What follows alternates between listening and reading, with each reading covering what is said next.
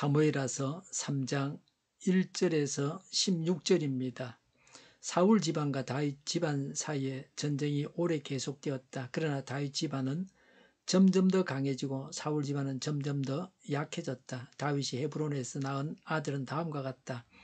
맏아들은 이스라엘 여인 아히노암에게서 태어난 암논이고, 둘째 아들은 갈멜 사람 나발의 아내였던 아비가일에게서 태어난 길르압이고, 셋째 아들은 거술왕 달메의 딸 마아가에게서 태어난 압살롬이고, 넷째 아들은 학깃에게서 태어난 아도니아이고, 다섯째 아들은 아비달에게서 태어난 스바디아이고, 여섯째 아들은 다윗의 아내 에글라에게서 태어난 이드르암이다. 이들이 다윗이 헤브론에서 살 때에 낳은 아들이다. 사울 집안과 다윗 집안 사이에 전쟁이 계속되는 동안에 사울 집안에서는 아브넬이 점점 더 세력을 잡았다. 사울의 후궁 가운데 리스바라는 여인이 있는데 아야의 딸이었다. 이스보셋이 아브넬에게 장군은 어찌하여 나의 아버지 후궁을 범하였소 하고 꾸짖었다. 그러자 아브넬이 이스보셋의 말에 몹시 화를 내면서 대답하였다. 임금님께서는 내가 유다의 빌부터 살아가는 개로밖에 보이지 않습니까? 나는 오늘날까지 임금님의 아버지 사울 집안과 그의 형제들과 친구들에게 충성을 다하였고 임금님을 다윗의 손에 넘겨주지도 않았습니다. 그런데도 임금님께서 오늘 이 여자의 그릇된 행실을 두고 나에게 누명을 씌우려는 것입니까? 주님께서는 이미 다윗에게 약속하신 것이 있습니다. 이제 저는 다윗 편을 들어서 하나님의 뜻대로 하겠습니다. 그렇게 하지 않는다면 하나님이 이 아브넬에게 벌을 내리시고 또 내리셔도 좋습니다. 하나님은 이 나라를 사울과 그의 자손에게서 빼앗아 다윗에게 주실 것입니다. 하나님이 다윗을 이스라엘과 유다의 왕으로 삼으셔서 북쪽 단에서부터 남쪽 부엘세바에 이르기까지 다스리게 하실 것입니다. 이 말을 듣고 이스보셋은 아브넬이 두려워서 그에게 다시는 말 한마디도 하지 못하였다. 아브넬은 다윗에게 사람을 보내어서 이렇게 전하였다. 이 나라가 누구의 것입니까? 그러니 임금님이 저와 언약만 세우시면 내가 임금님의 편이 되어서 온 이스라엘이 임금님에게 돌아가도록 하겠습니다. 다윗이 대답하였다. 좋소, 내가 장군과 언약을 세우겠소. 그런데 나는 장군에게 한 가지만 요구하겠소. 그대는 나를 만나러 올 때에 사울의 딸 미가를 데리고 오시오. 그렇지 않으면 내 얼굴을 볼 생각을 하지 마시오. 그런 다음에 다윗은 사울의 아들 이스보셋에게 사람을 보내어서 이렇게 전하였다. 나의 아내 미가를 돌려주시오. 미가는 내가 블레셋 사람의 포피 100개를 바치고 맞은 아내요. 그러자 이스보셋이 사람을 보내어 미가를 그의 남편인 라이스의 아들 발리엘에게서 빼앗아 오도록 하였다. 그때에 그 여인의 남편은 계속 울면서 바후림까지 자기 아내를 따라왔는데 아브넬이 그에게 당신은 그만 돌아가시오 하고 말하니 그가 돌아갔다. 아멘. 2절에 다윗이 헤브론에서 낳은 아들들에 대해서 말씀하고 있습니다. 첫 번째는 이스라엘 여인 아히노함에게서 암논을 낳았습니다. 두 번째는 3절에 갈멜 사람 나발의 아내였던 아비가일에게서 태어난 길르압입니다. 셋째는 거술왕 달메의 딸 마아가에게서 태어난 압살롬입니다. 거술은 요단강 상류입니다. 바산의 북동쪽 시리아와 접경 지역입니다.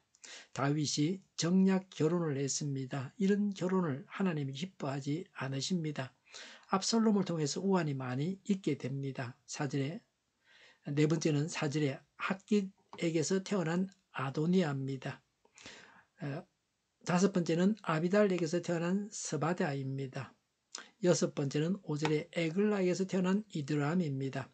자녀가 많았다고 하는 것은 번영을 말해줍니다. 아들들마다 어머니가 다 다릅니다.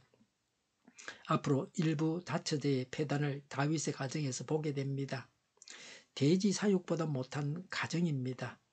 다윗의 아들들끼리 서로 죽이고 아들이 반란을 일으켜서 왕자리를 넘나보게 됩니다. 왕은 많은 아내를 두지 말라는 말씀을 어겨서 발생한 우환이었습니다. 그래서 다윗의 생애의 마지막 20년은 많은 아내들에게서 난 아들들로 인해서 고통을 당합니다. 말씀을 어기면 불행을 당하게 됩니다. 하나님께서 기뻐하시는 다윗에게도 이런 단점이 있었습니다. 1절에 사울 집안과 다윗 집안 사이에 전쟁이 오래 계속되었다. 그러나 다윗 집안은 점점 더 강해지고 사울 집안은 점점 더 약해졌다고 했습니다. 하나님의 뜻대로 되어졌습니다. 사울 집안이 망해갔습니다. 6절에 사울 집안과 다윗 집안 사이에 전쟁이 계속되는 동안에 사울 집안에서는 군권을 잡은 아브네엘의 세력이 점점 더 강해졌습니다. 그래서 왕과 갈등을 가지게 되었습니다. 7절에 사울의 후궁 가운데 리스바라는 여인이 있는데 이스보셋이 아브넬에게 장군은 어찌하여 나의 아버지의 후궁을 범하여서 하고 꾸짖었다고 했습니다. 새 왕만이 옛 왕의 아내를 취할 수 있습니다. 죽은 왕의 처벌로 모는 것은 왕자를 요구하는 반역하는 행위였습니다. 단순한 가통에 관한 일이 아닙니다. 8절에 그러자 아브넬이 이스보셋의 말에 몹시 화를 내면서 대답하였다. 임금님께서는 내가 유다의 빌부터 살아가는 계로밖에 보이지 않습니까? 나는 오늘날까지 임금님의 아버지 사울 집안과 그의 형제들과 친구들에게 충성을 다하였고 임금님을 다윗의 손에 넘겨주지도 않았습니다. 라고 했습니다.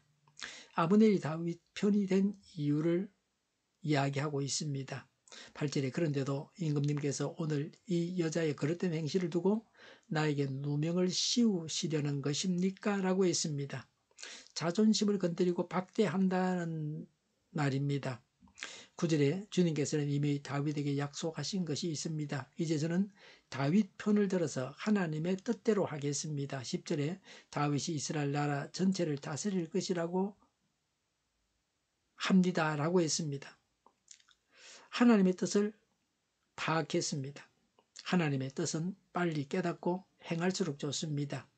11절에 이 말을 듣고 이스보셋은 아브넬이 두려워서 그에게 다시는 말 한마디도 하지 못하였다고 했습니다. 아브넬의 언행이 반역이고 신하답지 않고 난폭했습니다. 어느 신하도 왕을 편드는 사람이 없었습니다. 감히 아브넬을 체포하라는 명도 내리지를 못했습니다. 왕은 신하들이 자기 편을 들어줄까 해서 이런 말을 했지만 자기 의도대로 되지 않았습니다. 12절에 아브넬은 다윗에게 사람을 보내어서 다윗이 약속만 하면 다윗의 편이 되어서 온 이스라엘이 다윗에게 돌아가도록 하겠다고 했습니다. 아브넬이 기회주의적이고 또 분리의 문제가 있다고 지적하기도 합니다. 그러나 아브넬은 하나님의 뜻대로 평화 통일을 이룬 사람입니다. 세상 권력을 가지고 하나님의 뜻을 이루어 드려야 합니다. 13절에 다윗이 아브넬에게 대답하였다. 좋소. 내가 그대와 언약을 세우겠소.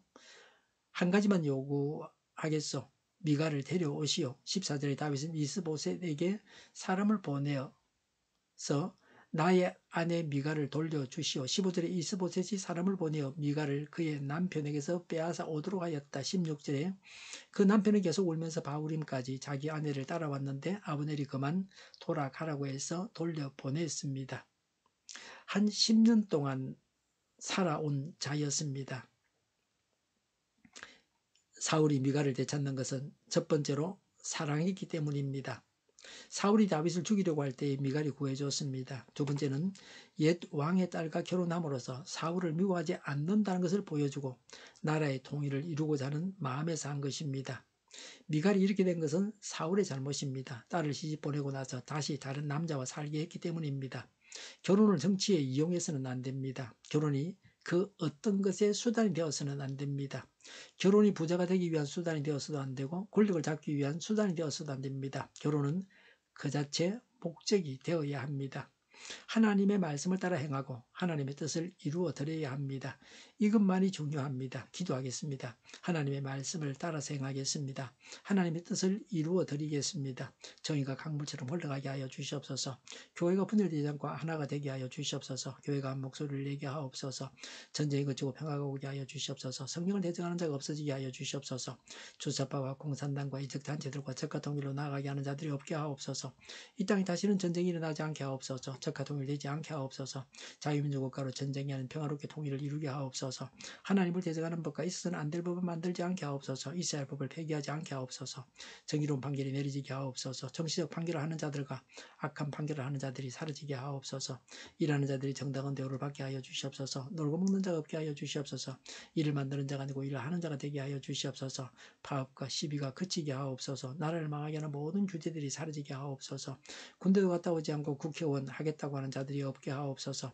논문 지도자, 악한 지도자, 자기 배만 불리는 지도자가 사라지게 하옵소서. 앞을 보고 선한 것을 분별해서 알고 앞길을 제시하고 섬기는 지도자만 있게 하여 주시옵소서. 하나님께서 주신 건세로 섬기는 자가 강해지게 하옵소서. 지도자들과 이 백성들에게 선한 것을 분별하는 지혜를 주옵소서. 나아갈 길을 알게 하시고 취할 것과 버릴 것을 알고 행하여 흥하게 하옵소서. 적절한 때에 고칠 것을 고치게 하옵소서. 업무방해가 없게 하시고 업무에 충실하게 하옵소서. 쓰레기됨을 뒤지지 말고 성경에서 보물을 찾게 하옵소서. 기도하는 기쁨, 응답받는 기쁨, 성도님 모여서 교제하는 기쁨, 말씀이 주는 기쁨, 예배드리는 기쁨을 누리게 하옵소서. 우리 동일교회가 만구는 집 하게 하여 주시옵소서. 저희의 간절한 간구에 응답하여 주시옵소서. 예수 이름으로 명하노니 모든 병만은 물러가고 몸의 모든 부분들 온전하게 될지어다. 신유의 기적을 베푸셔서 지금도 저희의 질병을 고쳐 주시옵소서. 병중에 있는 모든 자들을 고치시고 온전케 하여 주시옵소서. 갇힌 자를 부르사 자유하게 하여 주시옵소서. 저희와 교회와의 나라의 민족을 불쌍히 여겨 주시옵소서. 모든 악한 것들을 제거하여 주시옵소서. 하나님께서 기뻐하시는 교회와 나라가 되게 하시며 경제가 나아지고 경상수지와 무역수지가 흑자를 유지하게 하시며 출산율이 올라가고 출산의 기쁨을 누리게 하옵소서. 가구 음식들이 건강하게 하는 먹을거리가 되게 하시며 늘 맑은 공기를 마실 수 있게 하여 주시옵소서. 어려운 문제들이 해결되게 하여 주시옵소서. 의사들이 제자리로 돌아가게 하여 주시옵소서. 성인들의 앞길이 열리게 하시며 합교의 영광을 누리게 하옵소서. 우리나라가 마약 청정국이 되게 하시며 국가부채, 안전부채, 가계부채, 기업부채, 각종 부채를 다 갚게 하옵소서. 허경과 자재 공급이 원활하게 하옵소서. 4월 10일 총선을 주장하여 주셔서 하나님의 뜻이 이루어지게 하여 주시옵소서. 오늘도 하나님 안에서 차고 넘치는 삶, 복된 삶을 살게 하여 주시옵소서. 감사와 찬양을 주님께 돌려드리며 예수님의 이름으로 기도하옵나이다. 아멘.